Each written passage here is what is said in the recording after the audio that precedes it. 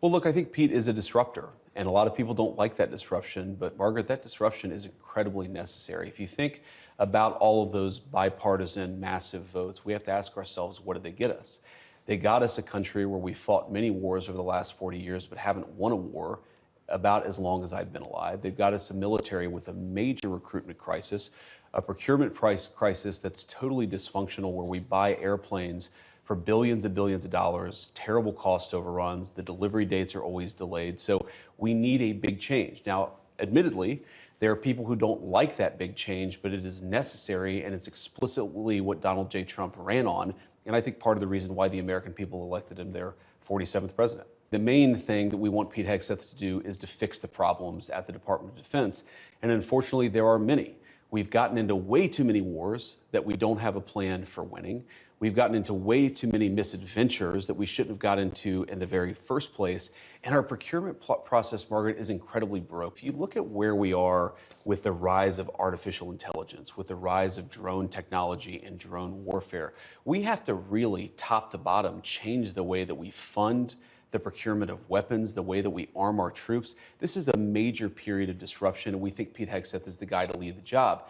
Now, there's another element to this, Margaret, too, which is we believe that military morale, at least until the election of President Trump, was historically low. You had the Army missing recruitment goals by tens of thousands of soldiers, and already recruitment is starting to pick up because Pete Hegseth is fundamentally a warfighter's leader at the Department of Defense. He is a guy who sees not through the perspective of the generals or the bureaucrats. He looks at things through the perspective of the men and women that we send off to fight in our wars. Donald J. Trump is the person who determines who his cabinet is, not these publications that I think, frankly, have lost relevance. The Senate will ultimately decide. Well, the Senate will provide advice and consent, as is its constitutional obligation, but I feel confident that Tulsi Gabbard will ultimately get through.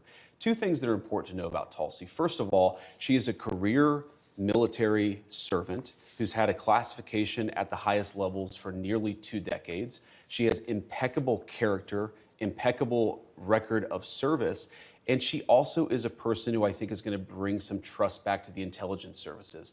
The bureaucrats at our intelligence services have gotten completely out of control. They've been part of the weaponization of our political system, the weaponization of our justice system. We need to have good intelligence services who keep us safe, but part of that is restoring trust in those services, and we think Tulsi is the right person to do it. That's why the president trust those intelligence services. She recognizes that the bureaucrats have gotten out of control, and we need somebody there who's going to rein them in and return those services to their core mission of identifying information that's going to keep us safe. There have been a number of executive orders that have caused already jobs to start coming back into our country, which is a core part of lowering prices. More capital investment, more job creation in our economy is one of the things that's going to drive down prices for all consumers, but also raise wages so that people can afford to buy the things that they need. The president has been president for all of 5 days. I think that in those 5 days, he's accomplished more than Joe Biden did in 4 years. It's been an incredible breakneck pace of activity. We're going to work with Congress. We're, of course, going to have more executive orders, and we're going to try the way that you lower prices is that you encourage more capital investment into our country. And you ask specifically, what executive order is going to help lower prices? All of the stuff that we've done on energy, to explore more energy reserves, to develop more energy resources in the United States of America. One of the main drivers of increased prices under the Biden administration is that we had a massive increase in energy prices. Donald Trump has already taken multiple executive actions that are going to lower energy prices, and I do believe that means consumers are going to see lower prices at the pump and at the grocery store, but it's going to take a little bit of time. Rome wasn't built in a day, and while we've done a whole lot, we can't undo all of the damage of Joe Biden's presidency. Yes, Joe Biden did many terrible things to lead to an increase in prices. I agree, Margaret. How does bacon get to the grocery store? It comes on trucks that are fueled by diesel fuel. If the diesel's way too expensive, the bacon's going to become more expensive. How do we grow the bacon?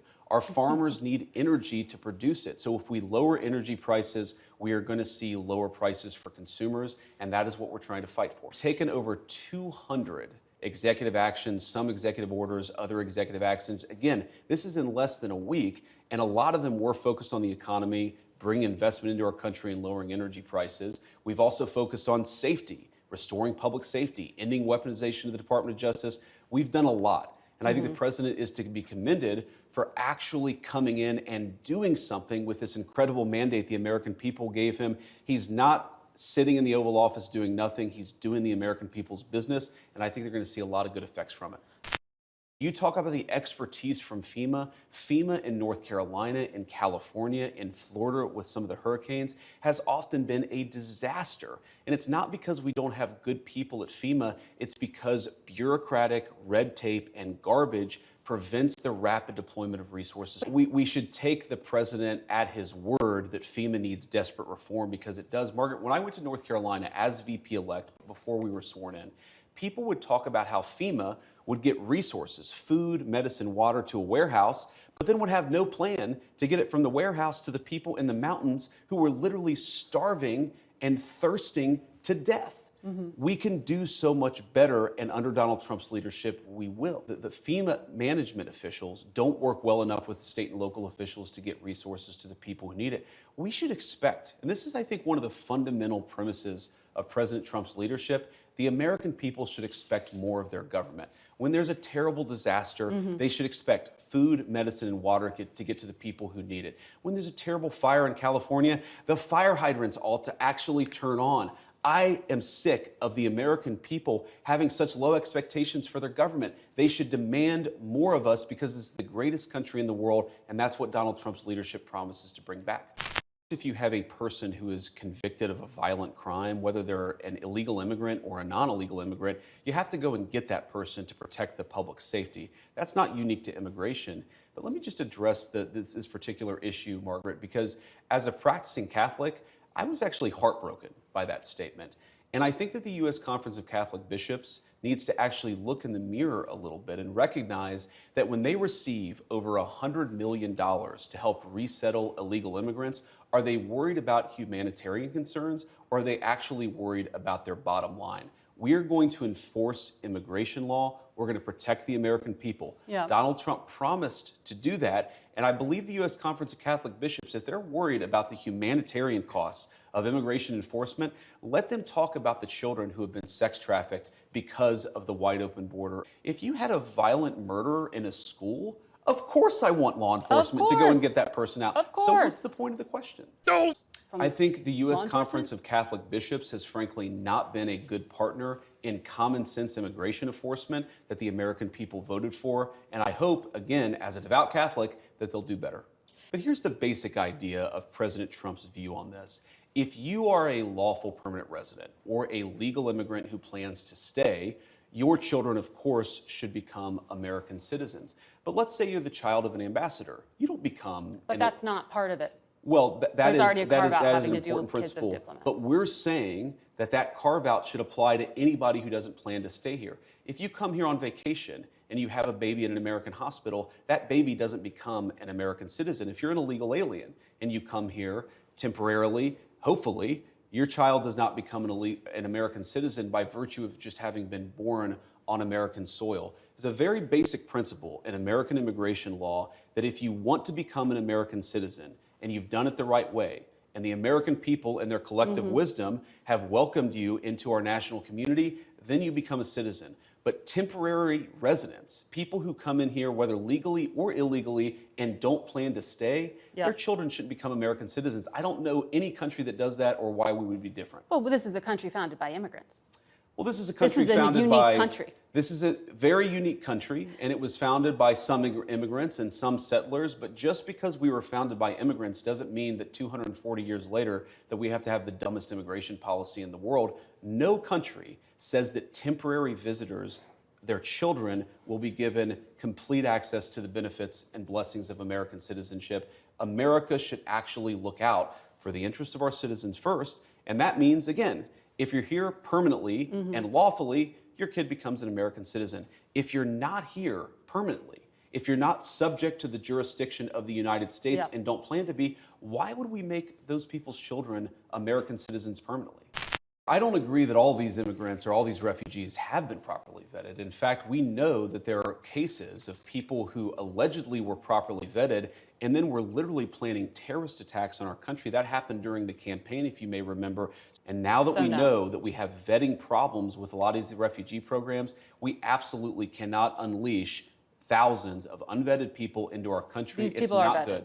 These people are vetted. Just like the guy who planned a terrorist attack in Oklahoma a few months ago, he was allegedly properly vetted, and many people in the media and the Democratic Party said that he was properly vetted. Clearly, he wasn't. I don't want my children to share a neighborhood with people who are not properly vetted, and because I don't want it for my kids, I'm not going to force any other American citizens' kids to do that either. Merrick Garland's Department of Justice denied constitutional protections in the prosecutions. There were double standards in how sentences were applied to the J6 protesters versus other groups. What the president said consistently on the campaign is that he was going to look at a case-by-case basis, and that's exactly what we did. We looked at 1,600 cases, and the thing that came out of it, Margaret, is that there was a massive denial of due process of liberty, and a lot of people were denied their constitutional rights. The president believes that. I believe that, and I think he made the right decision. There's what the people actually did on January the 6th, and we're not saying that everybody did everything perfectly. And then what did Merrick Garland's Department of Justice do in unjustly prosecuting well over 1,000 Americans in a way that was politically motivated? Is violence like that against a police officer ever justified? Violence against a police officer is not justified, but that doesn't mean that you should have Merrick Garland's weaponized Department of Justice expose you to incredibly unfair process, to denial of constitutional rights, and frankly, to a double standard that was not applied to many people, including, of course, the Black Lives Matter rioters who killed over 24 people and never had the weight of a weaponized Department of Justice come against them. The pardon power is not just for people who are angels or people who are perfect. And of course, we love our law enforcement and want people to be peaceful with everybody, but especially with our good cops. That's a separate issue from what Merrick Garland's Department of Justice did. We rectified a wrong, and I stand by it. But look, we believe fundamentally that big tech does have too much power, and there are two ways they can go about this. They can either respect Americans' constitutional rights, they can stop engaging in censorship, and if they don't, you can be absolutely sure that Donald Trump's leadership is not going to look too kindly on them. So they're still on notice? They're very much on notice.